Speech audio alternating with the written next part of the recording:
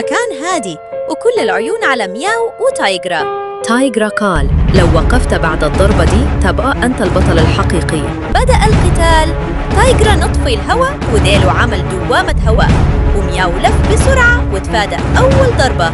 الضربات كانت زي الرعد، الأرض بتتهز من قوتهم وكل حركة ممكن تكون الأخيرة. مياو بدأ يتعب، نفسه ثقيل وجرحه فوق عينه، نزل منه دم. لكن افتكر صورة أخوه وسمع صوت معلمه الباندا: افتح قلبك وسيب القوة تمشي من جواك.